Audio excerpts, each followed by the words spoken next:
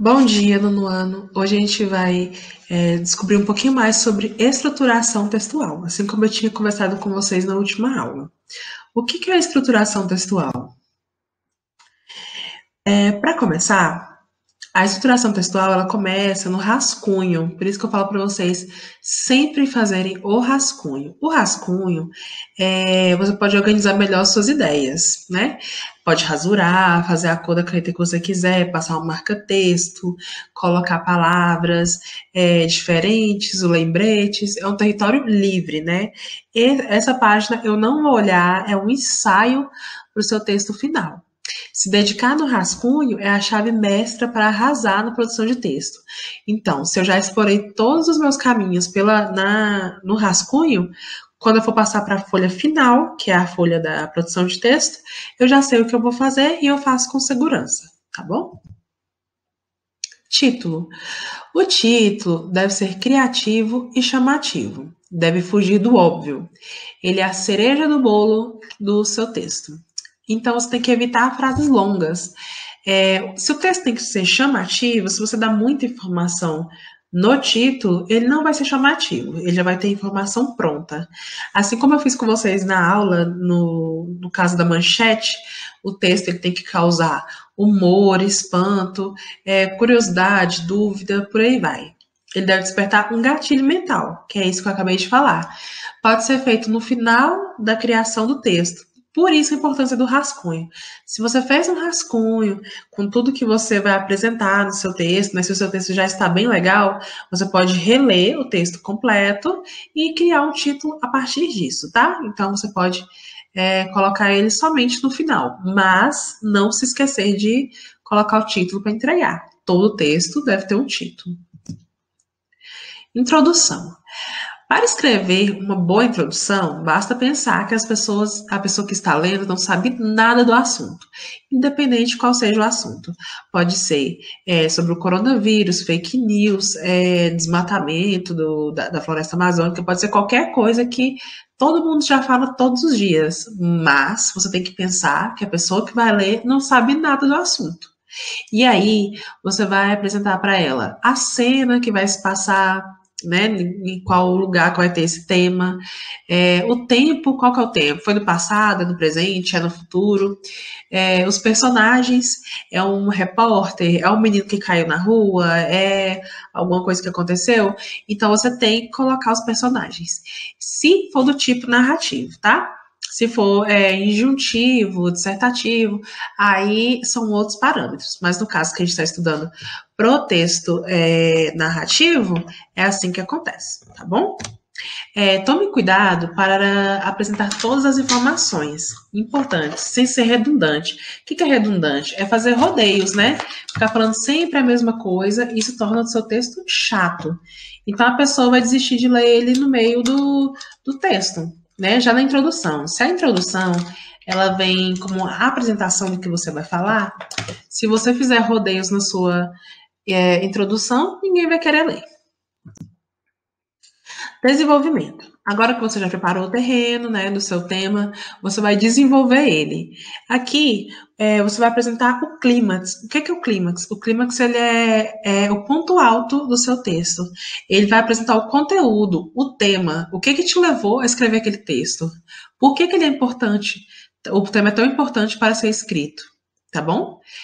Para a pessoa ficar igual esse moço aí, ficar assim querendo saber um pouco mais daquela história. Então aqui você vai colocar, né, o que vai acontecer. Novamente, deve ter cuidado com os detalhes, mas sem se perder do tema principal. Você vai acrescentar detalhes que enriquecem, que deixam a pessoa presa ao seu texto, mas não pode viajar demais, porque se você fugir do tema principal, aí a pessoa já fica perdida naquilo que ela procurou saber. Duas coisas são essenciais, a coesão e a coerência. O que é isso, professora? Vamos lá ver. Coerência é a organização do assunto do texto, de acordo com a lógica geral. A lógica geral é, por exemplo, se eu falar para vocês assim, que o céu é azul, todo mundo sabe que o céu é azul, né? Tem algumas pessoas que são daltônicas, mas aí a gente sabe o motivo dela não ver o céu azul, mas a maioria das pessoas sabem que o céu é azul. É uma coisa que dá para ver, é um fato. Então, a coerência, ela evita ideias contraditórias, redundantes e ideias que não se relacionam, tá bom? Por exemplo, peru, panetone, frutas e nozes. Tudo apostas para carnaval. Mas essas comidas, né, peru, panetone, frutas e nozes, não são do carnaval, são de qual época do ano? Do Natal.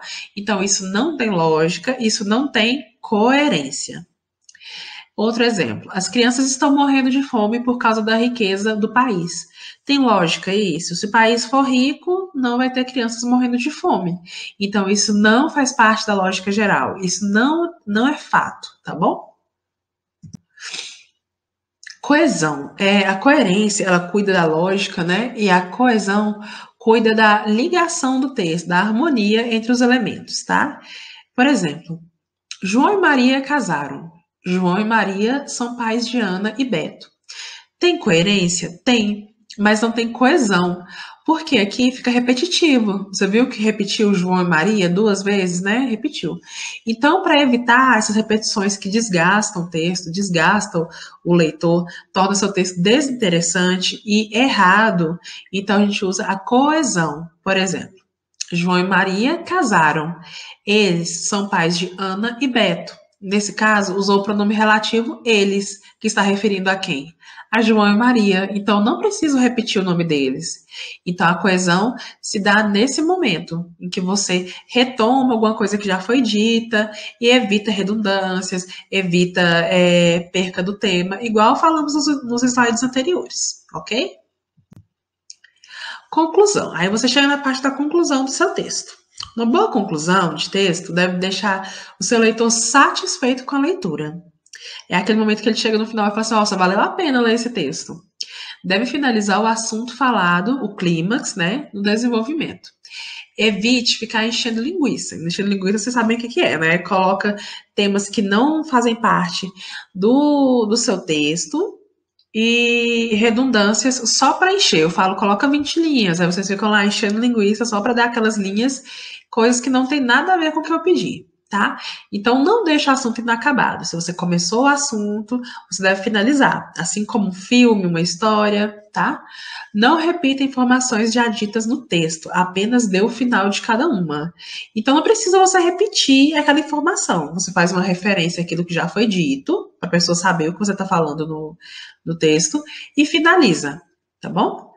Agora, nesse momento da conclusão, é o momento de reler todo o seu texto, ver se a sua conclusão encaixa com o seu texto. Se estiver tudo correto, coeso e coerente, tudo certo. Aí vai ficar igual esse menino aí que acertou as perguntinhas que falaram para ele. Estética do texto. Essa parte é muito importante que eu quero que vocês gravem. O título, né? Eu já conversei com vocês e ele deve ficar assim, centralizado no seu texto. Após o título, você vai pular somente uma linha. Pronto. E essa linha não vai ser contada, nem o título e nem a linha vai ser contados no corpo do texto. Então, quando eu falar para vocês que eu quero um texto com 20 linhas, ele só vai começar a contar do primeiro parágrafo, ok? O parágrafo, ele tem que ter esse espaço aí que a setinha vermelha está mostrando para vocês. Nem muito grande e nem muito curta, mas deve existir. Texto sem parágrafo não existe, tá bom? Outra coisa, quando você terminar um parágrafo, você não salta a linha, você continua na linha de baixo. Não precisa saltar uma linha e depois continuar o texto. É só finalizar outro parágrafo embaixo, do mesmo tamanho do outro. Tá vendo aqui a setinha que tá medindo o de cima com o de baixo? Então, mesmo tamanho e continua. Outro detalhe, você percebe que a linha ela vai até o final, até a margem. Então, eu não quero as linhas com espaço sobrando e você escrevendo embaixo, porque isso dificulta a estética do texto, né? Aí eu não sei onde é que o parágrafo acabou, onde é que a palavra acabou, cadê essa palavra. Se você não sabe fazer a divisão silábica da palavra, pesquisa, o dicionário tem, no Google tem, você sabe fazer isso desde a quarta série, tá bom? Não custa nada revisar. Então, isso faz parte. Essa estética do texto ela é cobrada na hora da correção, ok? Respeito às margens. Como eu já falei para vocês, é importante. Olha esse texto como ele é bem feito, né, esteticamente. A pessoa escreve até o fim da linha. Na primeira linha aí, ela não escreveu até encostadinho na margem, mas isso é aceitável. Por quê? Porque ela colocou um artigo ali no final. Então, tudo bem, tudo certo. Mas deixar uma linha muito grande não dá. E aí você vê que a pessoa também, ela colocou os parágrafos dela bem alinhados e de um tamanho bom, ok? Rasuras. Como eu disse para vocês, a importância do rascunho é para isso, para evitar rasuras. De forma alguma não serão aceitas rasuras na produção de texto, nem se você errar a palavra, fazer um risquinho e colocar o tracinho. Também não será aceito corretivo. Se você errou, sinto muito, você vai ter que fazer tudo de novo, tá? Isso eu tô treinando vocês já para o vestibular. Então, vocês já saibam que errou, vamos fazer de novo. Ou faça a lápis e passe a caneta por cima depois para não ter perigo de errar, beleza?